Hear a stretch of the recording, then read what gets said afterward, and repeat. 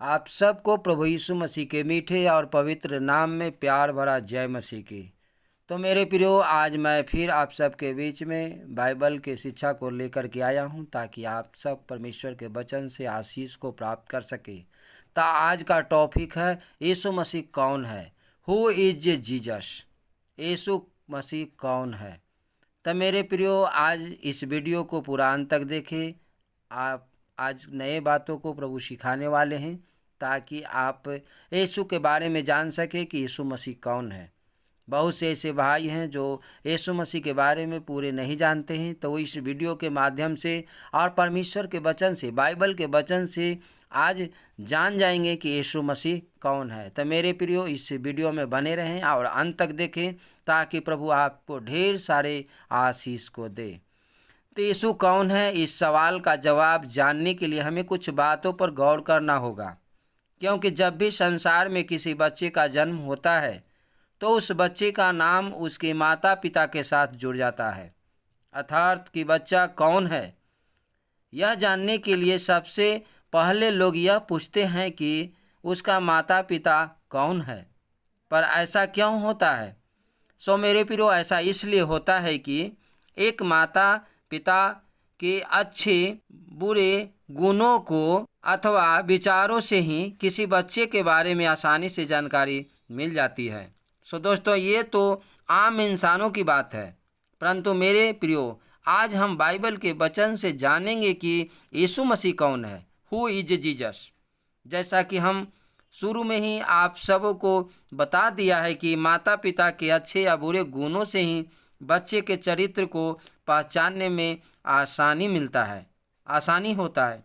परंतु हर जगह में ऐसा नहीं होता है मेरे प्रियो, कि पिता के गुणों को देख करके ही पुत्र अपना लेते हैं। ऐसा कोई बात नहीं है कि पिता के जो भी है गुण है और अवगुण है, उसी को बच्चे हैं जो अपनाते हैं। मेरे प्रियो, चलिए आज हम सारी सृष्टि के पिता परमेश्वर के पुत्र यीशु मसीह कौन है, उसके बारे में जानने का पूरा कोशिश करते हैं। दोस्तों, हम सबको वचन से देखना होगा कि यीशु मसीह के बारे में बाइबल वचन क्या कहती है। दोस्तों, यीशु मसीह कौन है, यह जानने से पहले हम सबको यह जानना जरूरी है कि ईश्वर कौन है। दोस्तों, सभी जानते हैं कि ईश्वर ही सारी सृष्टि को बनाने वाले हैं, क्योंकि ये बातें हम नहीं उत्पत्ति के अध्याय 1 के 1 पद में पाते हैं। वचन को देखते हैं और वचन यहाँ कहता है कि आदि में परमेश्वर ने आकाश और पृथ्वी की सृष्टि की। मेरे प्रियो, हम आप जब बाइबल को वचन को देखते हैं और वचन को पढ़ते हैं, तो हम आप जान पाते हैं कि सृष्टिकर्ता परमेश्वर ही है।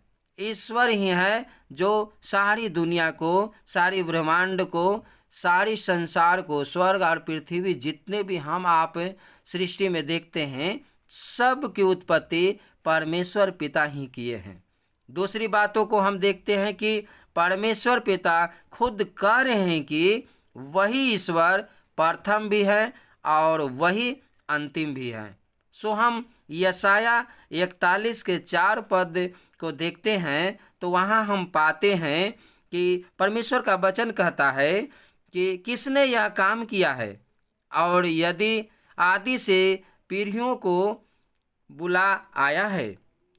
मैं यहोवा जो सबसे पहला और अंत के समय रहूँगा, मैं वही हूँ। मेरे प्रियो, यहाँ पे परमेश्वर खुद कहते हैं कि आदि से, यानी आरंभ से, शुरुआत से ही सारे पीढ़ी दर पीढ़ी को, लोगों को वो बुला करके लेते आए हैं।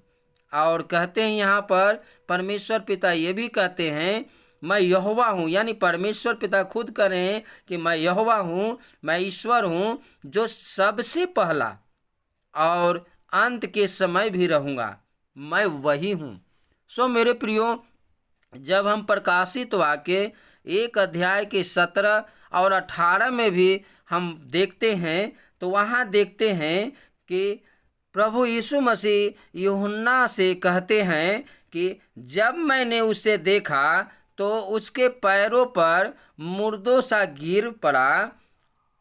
उसने मुझ पर अपना दाहिना हाथ रख कर कहा, मत डर, मैं प्रथम और अंतिम और जीवता हूँ। और 18 में कह रहे हैं कि मैं मर गया था और अब देख मैं युगानुयुग जीवता हूँ, और मृत्यु और अधोलोक की कुंजियाँ मेरे ही पास है। सो मेरे प्रियो, यहाँ पे देखते हैं प्रकाशित वाक्य अध्याय 1 के 17 और 18 पद में देखते हैं कि हाँ, यीशु मसीह जी खुद अपने आप को घोषणा कर रहे हैं, ऐलान कर रहे हैं कि वो है जे सारे चीज का अधोलोक की कुंजियाँ और मृत्यु की कुंजियाँ सब उन्हीं के पास है। वो कह रहे हैं मेरे पास है। और वो ये भी ऐलान कर रहे हैं, ये भी कह रहे हैं यूहन्ना से कि मत डर, मैं प्रथम यानी मैं पहला और अंतिम और जीवता हूँ। यीशु मसीह यहाँ स्पष्ट करें कि मैं ही शुरू था और मैं ही अंत भी हूँ और मैं ही जीवित भी हूँ, और अधोलोक की कुंजी जो है और मृत्यु और अधोलोक की कुंजी वो मेरे पास है। फिर हम जब प्रकाशित वाक्य 22 और 13 पदों में देखते हैं और उसे पढ़ते हैं तो उसमें प्रभु यीशु मसीह खुद इस प्रकार से कहते हैं कि मैं अल्फा और ओमेगा, पहला और अंतिम और आदि और अंत हूँ। सो मेरे प्रियो, यहाँ पर भी देखते हैं कि यहाँ पर भी यीशु मसीह स्पष्ट कर रहे हैं कि मैं ही अल्फा हूँ, ओमेगा मैं ही हूँ, पहला और अंतिम मैं ही हूँ, आदि और अंत मैं ही हूँ। यानी स्पष्ट पूरा घोषणा वहाँ कर रहे हैं, स्पष्ट खुद कर रहे हैं कि मैं ही सब कुछ हूँ। तो मेरे दोस्तों, प्रभु यीशु मसीह कौन है, इस वचन से स्पष्ट प्रमाण मिल जाता है कि यीशु मसीह कौन है।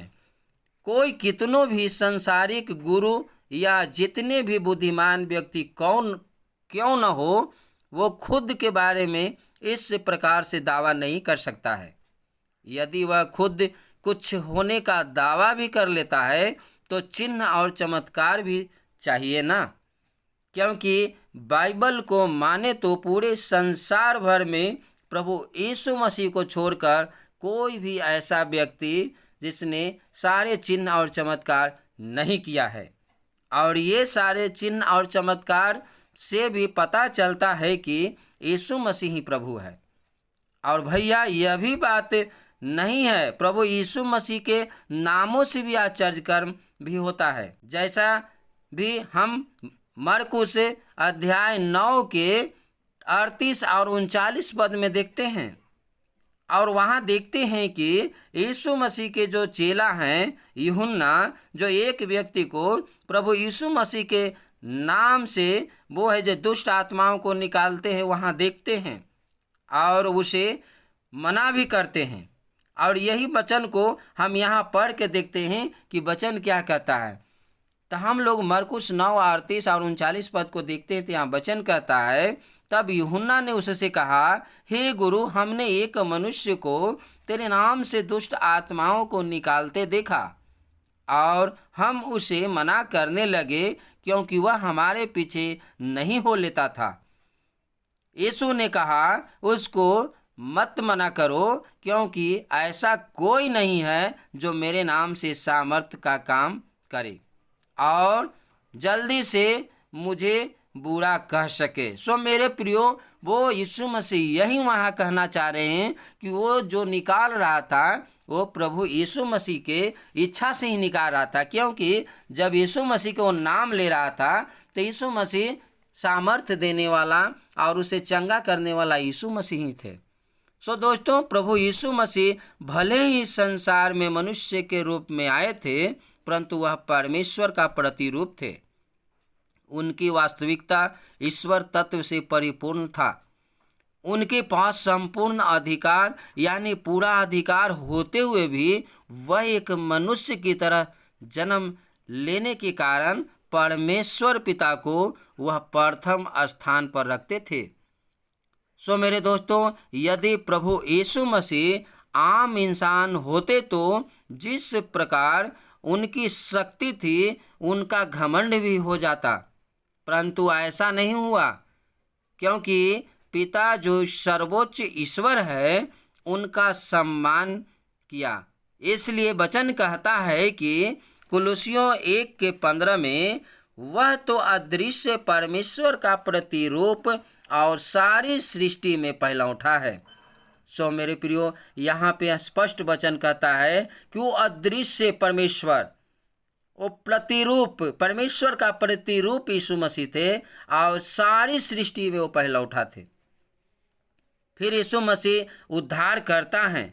यह हम मत्ती के पुस्तक अध्याय 1 के 21 पद में भी पाते हैं कि वहाँ इस प्रकार से वचन कहता है, वह पुत्र जनेगी और तू उसका नाम यीशु रखना, क्योंकि वह अपने लोगों का उनके पापों से उद्धार करेगा।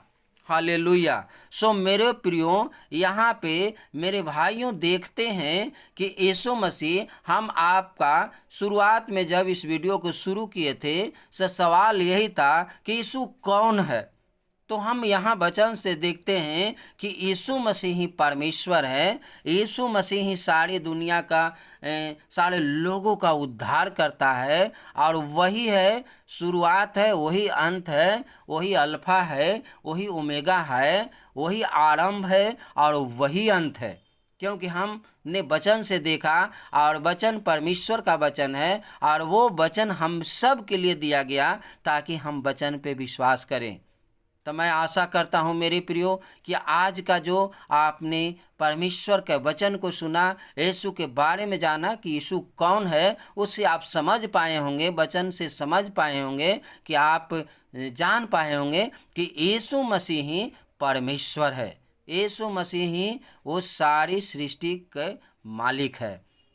तो हम आप सबको धन्यवाद करते हैं अंत तक वीडियो देखने के लिए और वीडियो में बने रहने के लिए। हम आशा करते हैं कि आज के संदेश से आप आशीषित हुए होंगे। प्रभु आप सबको ढेर सारे आशीष दे।